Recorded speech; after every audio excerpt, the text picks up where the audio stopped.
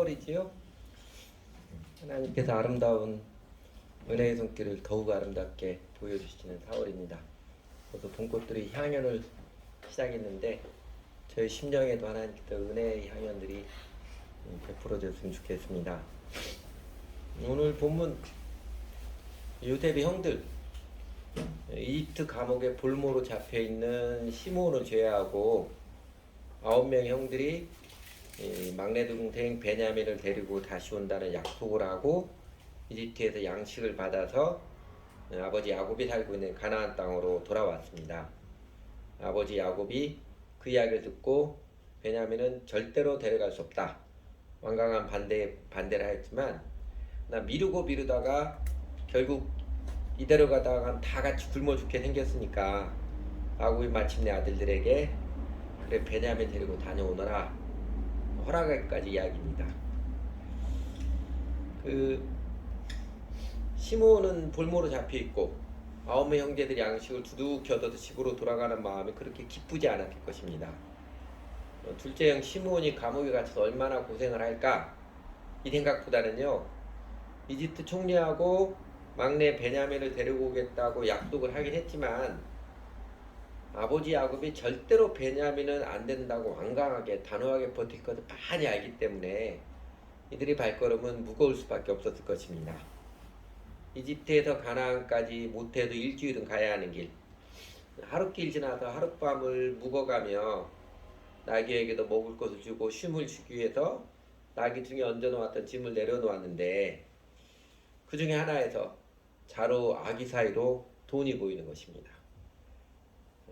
자신들이 양식값으로 지불할 돈이 자루 안에 고스란히 있는 모습이 아기 사이로 보이는 것입니다. 요셉의 종들이 자루도 깊숙이다 꼭꼭 감추어서 자루 안쪽에 돈을 넣어놓았지만 나귀에 싣고 오면서 이렇게 저렇게 흔들리다가 그 중에 한 자리에 있던 돈이 자루 어기까지 밀려 나왔던 모양입니다. 이게 뭐야? 내 자리엔 돈이 그대로 들어있다. 소리를 치자 다른 형제들이 정말 어디 뭐 보자 하고 달려들었습니다. 여러분, 죄책감이 완전히 해결되지 않은 마음은요, 돌발 상황에서 언제나 부정적입니다. 공돈이 생긴 상황인데 야곱 아들들은 이게 기뻐하는 게 아니라 걱정거리가 하나 더 생겼습니다. 도대체 하나님은 이런 일을 우리들에게 하시는가? 크게 놀라워 들어야 했지만 그래도 그거 하나 때문에 이집트로 돌아가기는 별로 내키지 않았던 모양입니다. 그냥 찜찜한 기분을 안고 집으로 돌아왔습니다. 집에 돌아와서 먼저 아버지에게 다녀온 이야기를 자초지종 말씀을 드렸지요. 여차여차해서 베냐민 데리고 한 번 더 이집트를 다녀와야 한다고 말씀드리자 아들들의 예상대로 아마 아버지 야곱은 대노를 했겠지요. 아니, 돈 주고 양식만 사오면 되지 가서 뭘 했길래 속없이 쓸데없는 이야기까지 다 털어놔서 일이 복잡하게 만들었냐 하며 역정을 내셨을 것입니다. 아들도 지지 않았을 것 같아요. 아버지는 우리가 아직 얼라로 아십니까? 아니, 그 총무하는 사람이 막무가내로 우리를 간첩으로 몰아붙이고 뭘 다 알고 하는 것처럼 코치코치 하나씩 캐물으니 우리가 별돌이 있습니까? 그렇게 못 믿어오면 아버지가 다녀오시지 그랬대요. 아들도 지지 않았을 것입니다. 애매 난감하니까 아버지도 아들들도 그 대화를 정리하지 않은 채 아들들의 짐을 정리하면서 자료를 하나씩 풀어가니까 한 사람 하나 모두의 자리에서 돈이 튀어나오지요. 좋은 게 아니라, 공돈이 생겼다 좋은 게 아니라 다들 경악을 했고 두려움을 모습했습니다.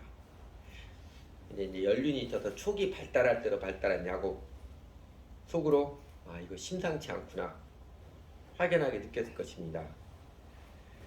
어째 니들은 무슨 일만 있으면 하나씩 잡아먹고 다니냐. 요셉도 그러더니 이번에는 시므온도 잃어버리고 이젠 베냐민도 내게서 빼앗으려고 하느냐. 아들은 책망하며 탓하자. 큰아들이죠. 장자 르우벤이 자기가 책임을 지고 베냐민을 살고 갔다가 다녀오겠다 하지만 야곱은 절대로 베냐민을 보내지 않겠다고 단호하고 완강하게 잘라 말합니다. 양식이 있어서 남아서 먹고 살 동안 할 만한 동안은 야곱이 절대로 자신의 뜻을 굽히지 않았을 것입니다. 그러나 그 땅의 기근이 더 심해갔지요. 그래서 이집트의 사원국식이 야곱 집안에 다 떨어져 갔대.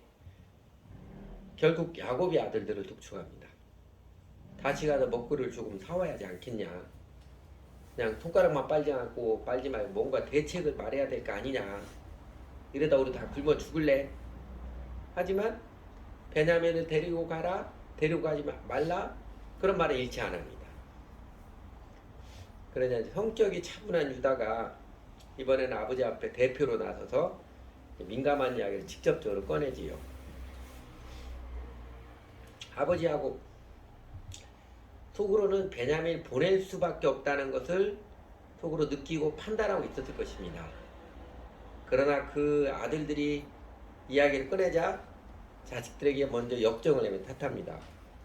뭐하러 쓸데없이 막내 동생이 있다는 이야기를 꺼내가지고 정말 괴롭다 괴로워.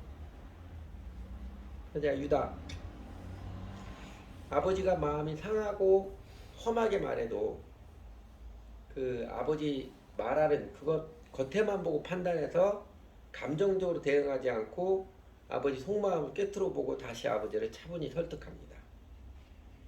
어쩌면 아버지 야곱도 아들 중 누군가가 먼저 나서서 자기를 이겨주기를 바랬을 것입니다. 자기가 마지못해 저주는 허락해주는 것처럼 하기를 바랬을 거예요. 자신이 쉽게 먼저 그래 베냐민 데리고 다녀와라 이렇게 허락하기에는 아버지 면이 안 서는 것이지요. 내가 죽어도 그러고 싶지 않은데 유다가 그래도 간곡히 권하니까 그 정성을 받을 내가 한번 허락한다. 베냐민 데리고 다녀오너라. 자신이 굉장히 관대하고 현명한 사람인 양 아들들을 그리고 이제 코칭을 하지요. 돈도 2배를 가지고 가고 가지고 갈 수 있는 최고의 선물들을 다 챙겨가고 그렇게 코칭을 합니다. 그렇게 야곱은 자신의 고집을 내려놓고 아들들이 막내 베냐민을 데리고 이집트에 다녀오도록 허락을 했습니다. 여기가 창세기 연속극 오늘까지의 분량이지요. 성경 이야기 종종 동화 같은 느낌이 들지만 우리가 언제나 성경을 통해서 주목해 보아야 할 모습은 사람들 모습 넘어 하나님의 모습이지요. 저희가 이제 매일 성경 본문에 따라서 경건의 시간 아침마다 묵상을 하는데 매일 성경이 우리나라 이제 경건의 시간, 조용한 시간, 큐티 운동을 일으킨 시작이지요. 거기서 매일 성경 우리는 잘 사용 안 하지만 그 교재 있잖아요. 큐티 교재 보면 꼭 첫 번째로 나온 질문이 어느 본문에서든 하나님이 누구십니까? 이거 물어보지요. 우리 시선이 사람이 아니라 사람 넘어 하나님께 초점을 맞춰주기를 그 습관 익히기를 바라는 좋은 훈련의 태도입니다. 근데 여러분 오늘 본문 이렇게 야곱의 9 아들들이 가나안 땅 집으로 돌아갔다가 결국 야곱의 아들들에게 양식을 구하기 위해서 결국 야곱이 양식을 구하기 위해서 베냐민 데리고 이집 다녀오라 허락까지 이야기인데 하나님은 어떤 모습이 보이시나요? 이 스토리 가운데 하나님께서 직접적으로 말씀하시거나 하나님께서 이렇게 했다 행동을 한 개도 나오지 않았지만 그러나 야곱의 완강한 의지 이 고집을 내려놓게 하신 하나님의 모습이 훤히 보이지 않나요? 야곱이 제일 피하고 싶은 현실을 직면해서 받아들이도록 제일 하기 싫은 결단을 할 수밖에 없도록 야곱을 꼼짝없이 몰아가시는 하나님의 모습이 보입니다. 그러면요 이렇게 꼼짝없이 몰아가시는 하나님의 손길을 우리도 경험하며 살고 있지 않나요? 내가 어떻게 해도 대학 있을 때 재수만은 하고 싶지 않았었는데 꼼짝없이 재수를 할 수밖에 없도록 몰아가셨거나 백방으로 노력해서 무슨 수를 써도 안 되는 사업을 꼼짝없이 실패로 몰아가셨거나 내가 코로나 재난 동안 콧구멍 쑤시는 일은 절대 없게 할 거라고 했었는데 꼼짝없이 PCR 검사를 받을 수밖에 그것도 여러 차례나 받을 수밖에 없게 되든지 내가 키 작은 남자랑은 절대로 결혼하지 않을 거야 했었는데 그만 키만 작고 나머지가 너무나 좋아가지고 꼼짝없이 키 작은 남자랑 결혼하게 만들든지 내가 죽어도 다시는 교회 안 다닌다 했었는데 어느덧 꼼짝없이 주일에 예배당에 앉아있기만 하게 되든지 말입니다.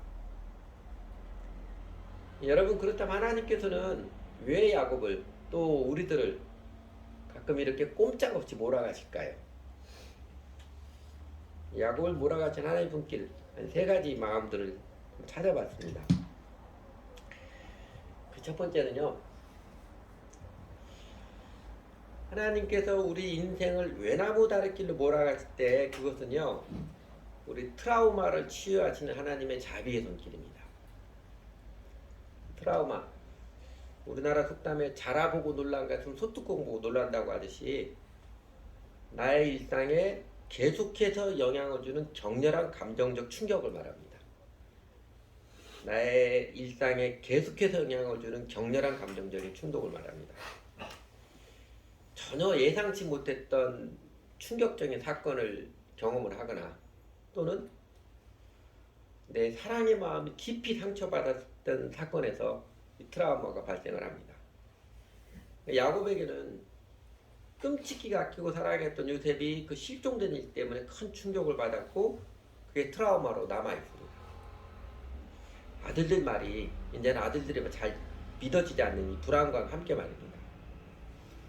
요셉을 잃은 그 충격 때문에 그리고 제일 사랑했던 아내 라헬의 목숨과 바꾼 아들 베냐민이죠. 그 목숨 바꾼 아들인지라 야곱은 막내 아들 베냐민에게 더 집착하는데 이 믿업지 못한 아들들이 베냐민 데리고 먼 길 이집트를 다녀와야 한다고 하니까 요셉을 잃었던 충격이 데자뷰가 됐다고 그러죠. 데자뷰 프랑스 말이죠. 우리말로 하면 기시감이라고 그러죠.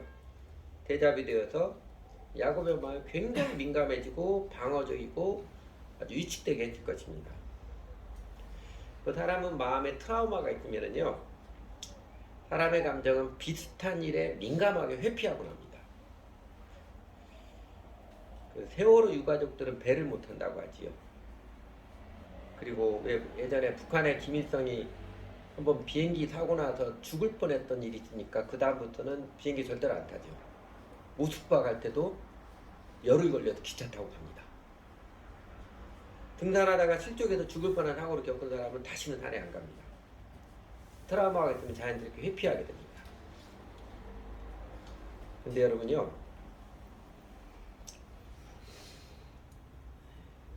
마음의 트라우마를 치유하는 한 과정이에요. 직면하는 것입니다. 결정적으로 마음의 트라우마를 치유하는 한 과정이 컨프런테이션, 직면하는 것입니다.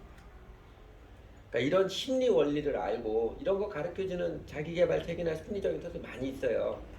내가 스스로 알아서 아 그렇구나, 직면하면 참 대단한 사람인데 대부분 잘 그러지 못하지요. 스스로 직면할 수 있으면 참 좋은데 이게 잘 안 되니까 용기를 내어서 다시 한번 직면하도록 옆에서 도와주는 사람이 그 사람의 상담가이든 가족이든 의사이든 목회자이든 용기를 내서 직면할 수 옆에서 도와주는 사람이 진정으로 그를 사랑하는 이웃입니다. 여러분, 예수님께서 부활하신 이후로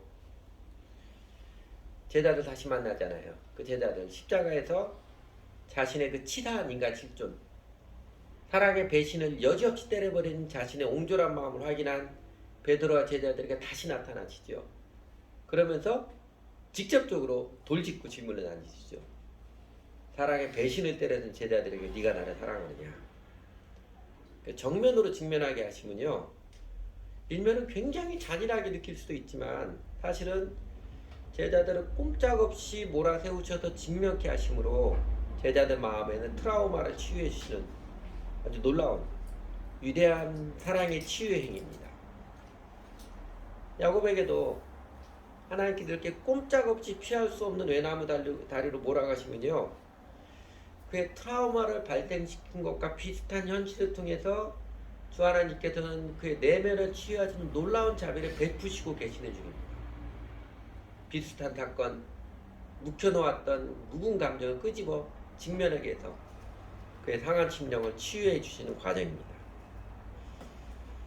그리고 훗날 정말 요셉이 살아있어서 이집트 총리가 되었다는 소식을 듣기 이전에, 다시 그 듣기 전에 오늘 본문에서처럼 요셉이 그래 베냐민 데리고 다녀오너라, 내가 죽으면 죽으리이다, 그 직면하게 하신 하나님 손길에 또다시 도피하지 않고 응답하는 그 결단, 사실 그 자체로서 야곱의 트라우마는 이미 다 치유된 것이나 다름없습니다. 여러분, 하나님께서 종종 우리들에게도 일면 잔인하게 느껴질 수도 있지만 딱 괴나무 다리 길에 서게 하심으로 사실은 우리 내면을 치유해 주시는 그 자비의 손길을 베풀어 주시지 않나요? 제 사소한 경험 중에 그런 게 있습니다. 중학교 2학년 때 닭고기를 먹다가 식중독이 나서 이틀을 학교를 못 가니 제가 살아오면서 제일 아팠던 경험 중에 하나예요. 고등학교 3년 내 닭고기를 전혀 인정 못했어요. 닭고기 먹으면 얘가 목에 확 막히는 것 같아요. 닭고기 냄새만 맡아도. 그때 프라이드 치킨, 양념치킨 이런 게 없길 참 다행이었어요. 근데 대학교 1학년 때 그때는 그 군사 집체훈련을 듣거든요. 열흘 동안 문무대 가서 집체훈련을 받습니다. 그때가 시국이 한참 불안할 때라 한참은 서울대생들 데모하고 들어가서 조교들을 엄청 굴렸습니다. 얼차례는 못 주니까 엄청 굴려가지고 했는데, 그리고 딱 저녁 때 갔더니요, 밥하고 닭게장하고 닭볶음하고 김치 몇 개, 그거밖에 없어요. 배는 너무너무 고픈데 뭐 밥하고 김치 몇 개 먹고 나니까 남은 게 이제 닭볶음하고 닭게장밖에 없는 거죠. 배고파서 먹었습니다. 그 식판을 받아들고 뚜껑 열릴 뻔 알았는데 배고파서 먹었어요. 죽게 되었어요. 살고자 먹었습니다. 근데 그걸로 닭고기 맛있더라고요. 지나고 나니까 사소한 영역, 작은 영역이지만 하나님이 딱 꼼짝없이 직면하게 해서 사실은 치유하게 해주시는 그 자비를 베푸신 것이더라고요.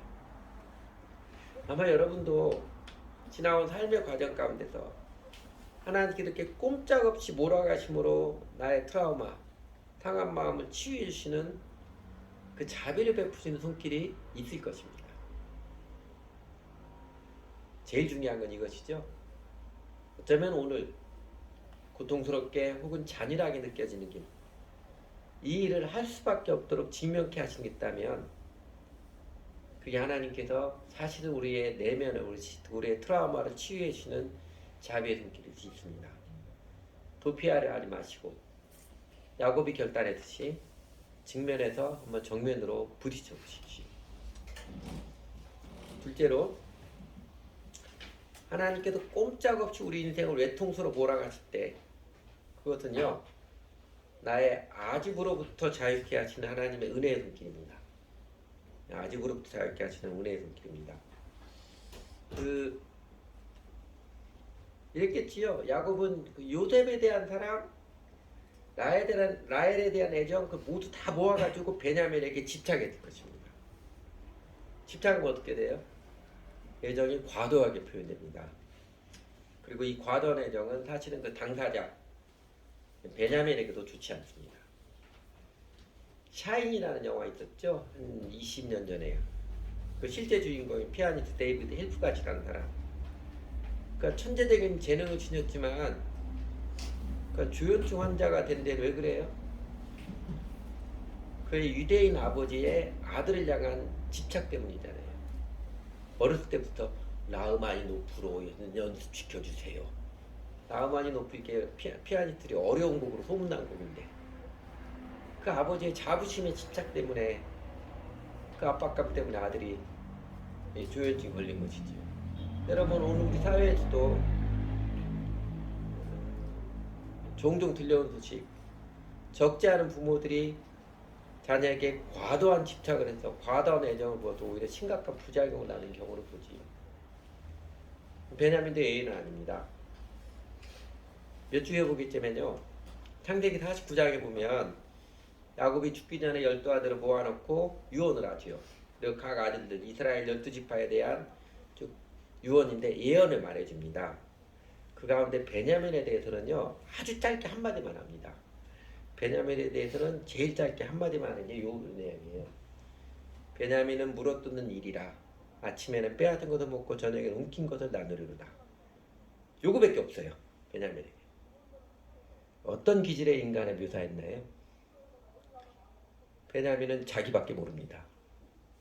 다른 사람이 어떻든 자기가 원하는 것을 물어뜯어서라도 강탈을 해서라도 친구해야 하고, 그리고 아침 저녁 하루 종일 지나가도 다른 사람이 어떨지는 전혀 생각하지 못하는 약탈자의 기질이 그의 특성입니다.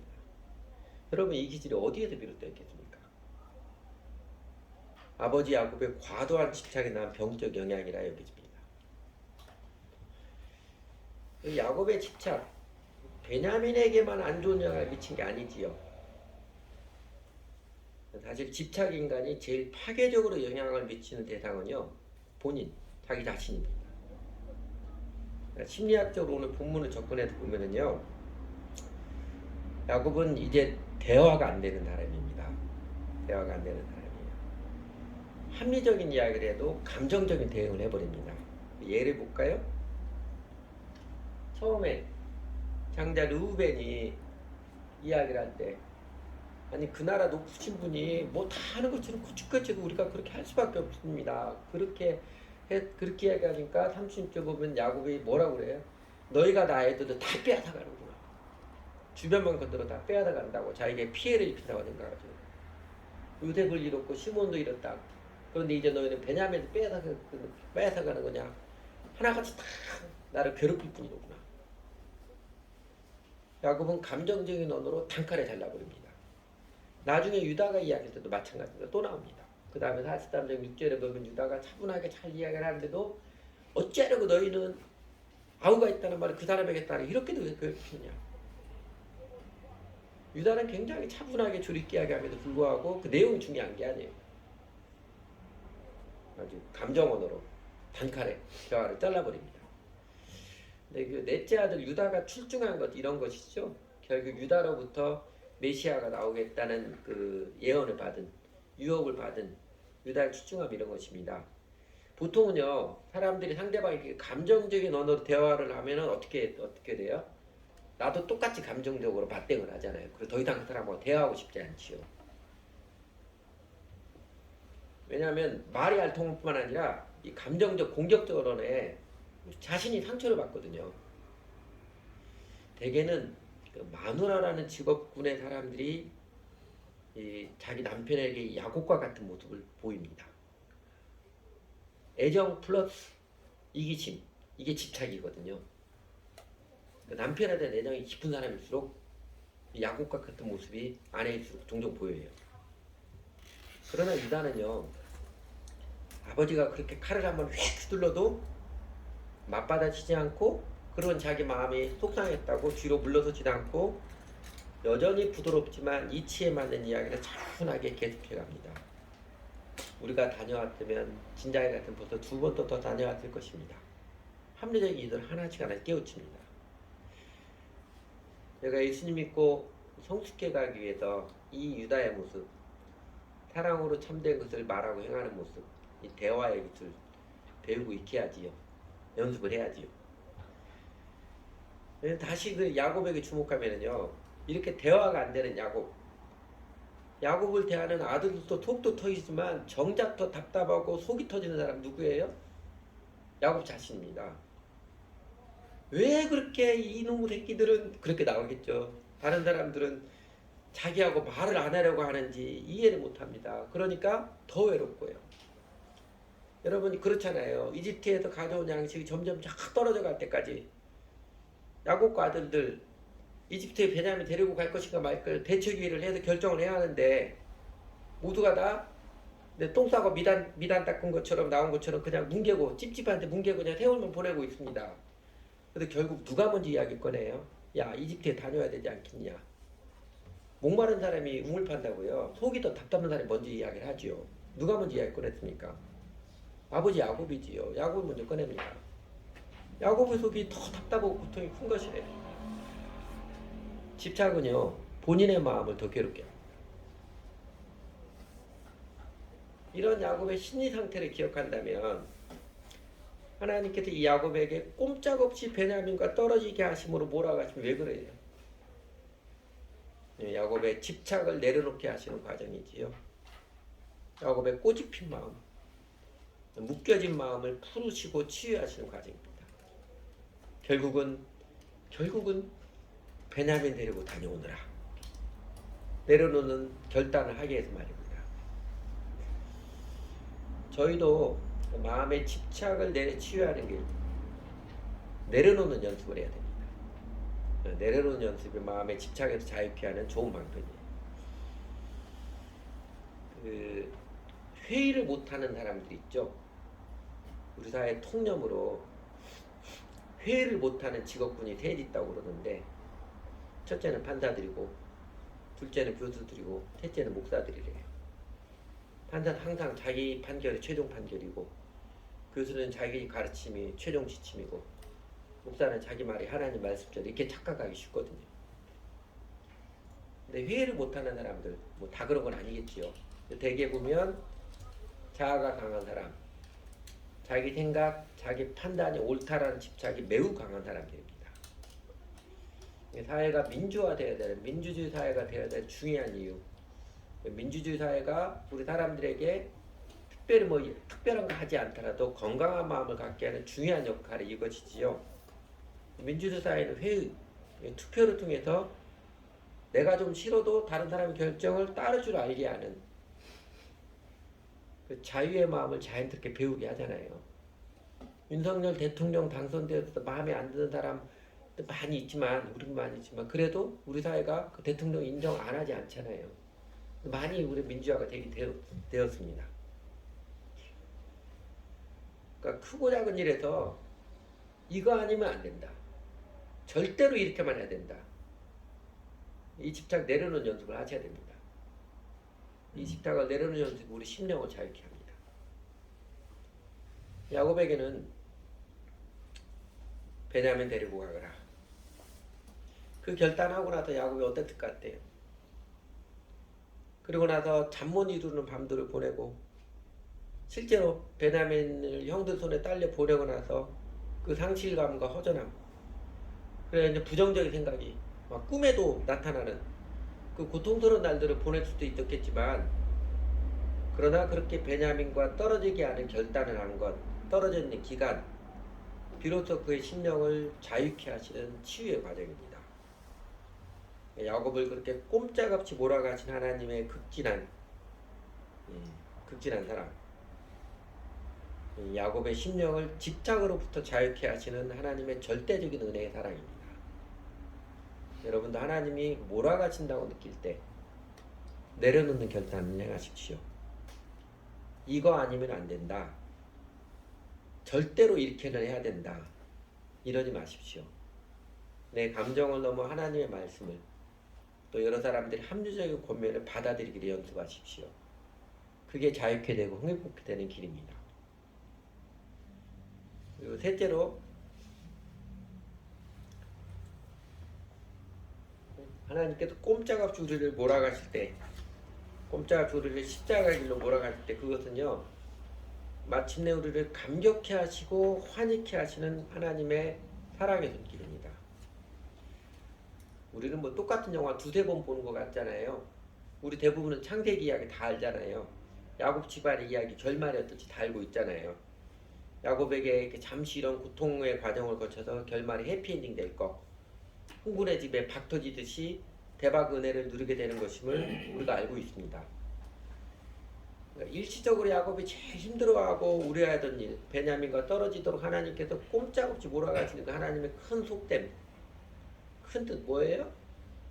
마침내 야곱에게도 영광의 은혜를 안겨주시는, 그래서 그를 감격케 하시고 기뻐서 어쩔 줄 몰라하게 하신 하나님의 환희의 날을 이끌어주시기 위함입니다.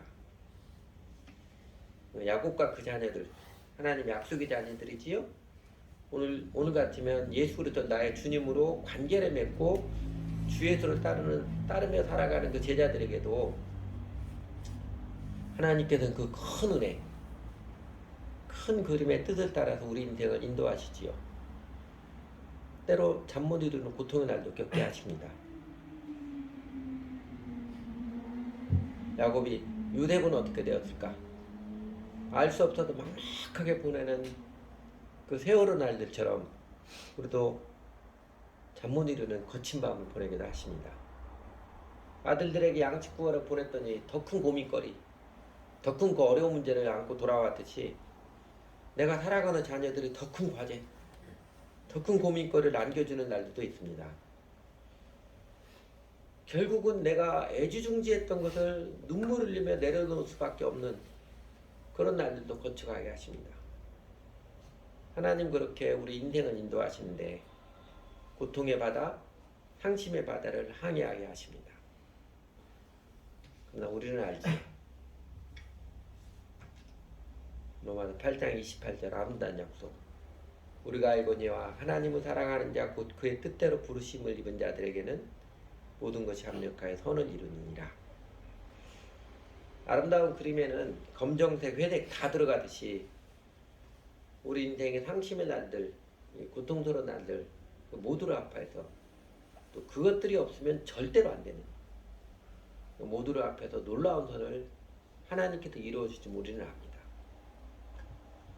이 은혜의 약속이 있게 우리는 야곱보다 더 쉽게 또 야곱보다는 처절하지 않게 우리의 트라우마에 직면할 수 있으며 그리고 내려놓는 결단을 행할 수 있습니다. 이 약속이 있기에 오늘의 날들이 여전히 처절한 고난의 날들 아닌 꼬일 대로 꼬이는 인생길 같을지라도 저희는 소망을 잃지 않고 직면하며 예수님을 따르며 나아갑니다. 로마서 8장 28절 앞에 10절 앞에 8장 18절은 이런 말씀이 있지요. 생각하건대 현재의 고난은 장차 우리에게 나타날 영광과 좋게 비교할 수 없도다. 마침내 영광으로 갚아주신 하나님이시기에 우리는 오늘 어느 상황, 어느 처지에서도 낙심하지 않고 포기하지 않고 당당히 주 예수님 따르는 인생의 걸음을 뚜벅뚜벅 내디어 갈 수 있습니다. 생각하건대 현재의 고난은 장차 우리에게 나타날 영광과 비교할 수 없을 때 생각하셔야 합니다. 육안으로 보이지 않는 하나님 생각해서 마음으로 바라봐야 합니다. 그래야 장차 나타날 영광의 약속이 기억이 됩니다. 야곱이 기억을 했는지 모르겠으나 아마 했을 것이라 생각하는데 하나님이 아브라함에게 창세기 15장에 보면 아브라함이 그러잖아요. 내 후손이 하늘의 별처럼 될 것이라 하시면서 내 후손이 400년 동안 이방에서 객이 되어 그들을 섬기다가 큰 재물을 이끌고 나오리라. 4대 만에 나오리라. 가르쳐 주셨는데 아브라함이 이삭에게 분명히 이야기했을 거고 이삭도 야곱에게 이야기했을 거고 거치면서 분명히 기억했을 거예요. 그러나 그 말씀이 그 가문에 내려오는 하나님의 그 약속의 말씀이 지금 베냐민 또 빼앗기려고 그랬고 영과는 전혀 못했겠지요. 지금 되어진 일이 그 예언의 성취의 일부라고 꿈에도 생각하지 못했겠지요. 야곱에게는 그렇게 희미했지만 우리에게는 명확한 약속입니다. 우리가 알거니와 하나님을 사랑하는 자 그때로 부르심을 입은 자들에게는 모든 것이 합력해 선을 이루느니라. 명확한 약속입니다. 하나님께서 마침내 하나님의 자녀들 예수 그리스도를 주님으로 관계를 맺고 따르는 제자들의 인생 이런저런 우여곡절 총천연색의 과정도 다 겪게 하시지만요. 마침내는 감격과 환희의 영광 소원의 항구로 이끌어 주시는 영생으로 이끌어 주심을 명확하게 약속해 주셨습니다. 그렇다면 우리는 오늘 어떤 차가운 현실 속에서도 우리가 기죽지 않고 낙심하거나 절망하지 않고 분노로 뚜껑 열리거나 도피하지 않고 주 예수님을 따르는 발걸음을 뚜벅뚜벅 내딛어 갈 수 있지 않겠습니까? 하나님은 우리들의 트라우마를 치유하시는 자비의 손길을 베풀어 주십니다. 하나님은 우리 아집을 내려놓게 하셔서 우리 심령을 자유케 하시는 은혜의 선물을 안겨주십니다.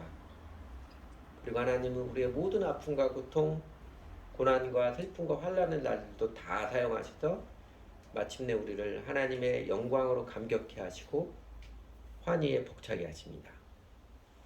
이 하나님이시기에 우리는 우리 하나님께 우리 인생을 맡기고 하나님을 경배하며 살아갑니다. 십자가 앞에서 나의 죄인됨을 직면케 하시고 꼼짝없이 십자가를 따르도록 이끄셔서 마침내 우리를 치유하시고 자유케 하시고 감격케 하시기에 우리는 예수 그리스도를 나의 주님으로 모시고 주님을 따릅니다.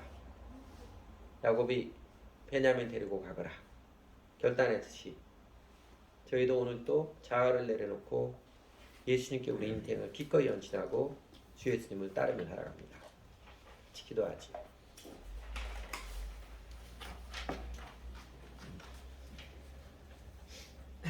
오늘도 한번 같이 기도할까요?